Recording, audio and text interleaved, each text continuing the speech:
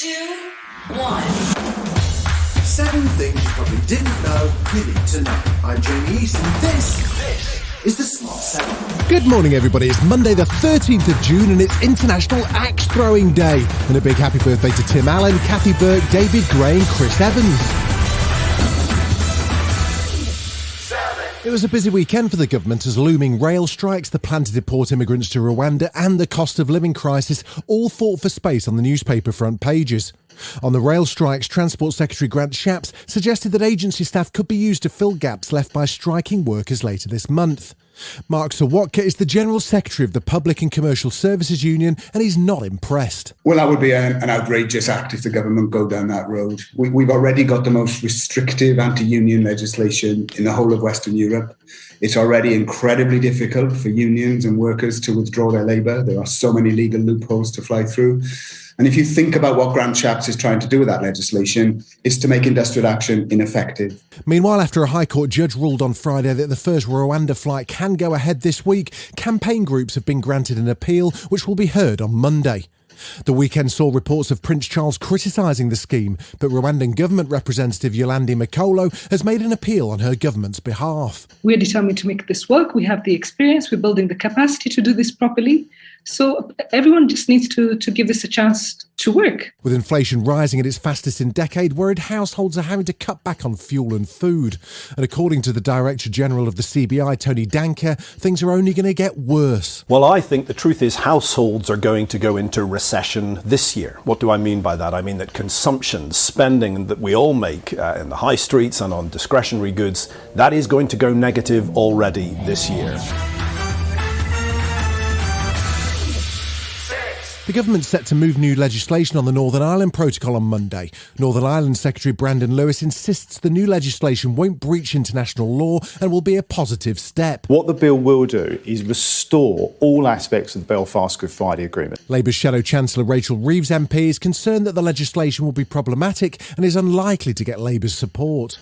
Well, we haven't seen the legislation yet, but it does look like the government plan to break international law. Now, this government seemed to be developing a record for law breaking, and it's not one that the Labour Party can support. Sinn Féin President Mary Lou McDonald isn't having any of it either. She suggested during an interview with Sky that Brandon Lewis is talking out of his hat and that the government agenda is destructive. They propose to breach international law, and they are on an agenda of undermining, attacking and damaging the Good Friday Agreement. The Foreign Office has confirmed that former British soldier Jordan Gatley has been killed fighting for Ukraine. His death comes as non-stop battles in the city of Severodonetsk continue and Russian shelling caused a fire at the Azot chemical plant where civilians are sheltering. There were also Russian missile strikes in the western city of Chortkiv, apparently targeting a military site where weapons from the west were stored. And on Saturday, EU Commission President Ursula von der Leyen made a surprise visit to Kyiv, her second time in the country since the invasion began in February. She says there'll be an announcement next week on Ukraine's application for EU membership. The discussions today will enable us to finalise our assessment by the end of next week. The path is known. It is a merit-based path forward. At the same press conference, Ukraine's President Zelensky outlined his worries for the future, not only for his country, but much further beyond. Russia wants to destroy European unity, to leave Europe divided and leave it weak. We are convinced that the whole of Europe is a target for Russia, and Ukraine is only the first stage of the aggression in these plans.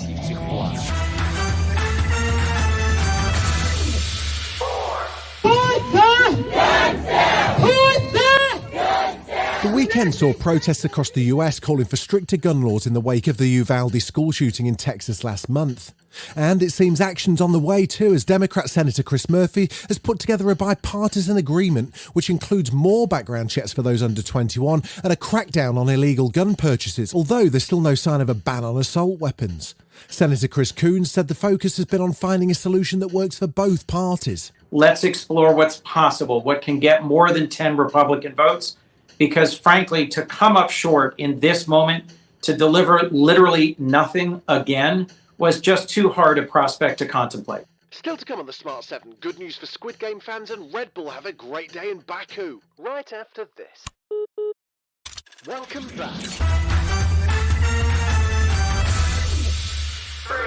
Sunday saw the Azerbaijan Grand Prix take place in Baku. It was a bitterly disappointing weekend for Ferrari as both cars failed to finish, which left the door open for a Red Bull 1 and 2. Max Verstappen won the race ahead of teammate Sergio Perez to go 21 points clear in the title race, with George Russell and Lewis Hamilton finishing 3rd and 4th. Max was pretty happy. It's really well driven, Max. Race for today. Nice job. Was that a good race? Or was that a good race? You tell me.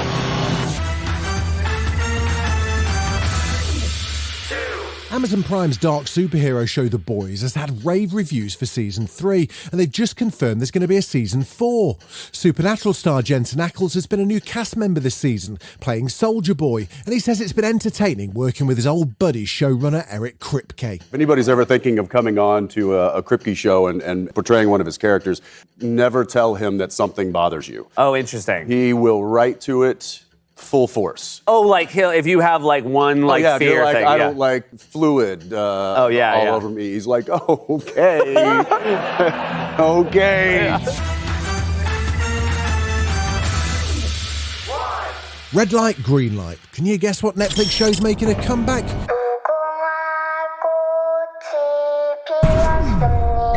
Yes, it's Squid Game and it's back for Season 2.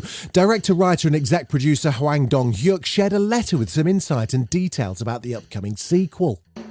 It took 12 years to bring the first season of Squid Game to life last year, but it took 12 days for Squid Game to become the most popular Netflix series ever.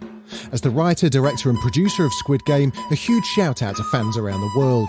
Thank you for watching and loving our show. And now, Ji-hun returns. The frontman returns. Season 2 is coming. The man in the suit with Dark G might be back. You'll also be introduced to Young Hee's boyfriend Cheol Soo. Join us once more for a whole new round. Hwang Dong-hyuk.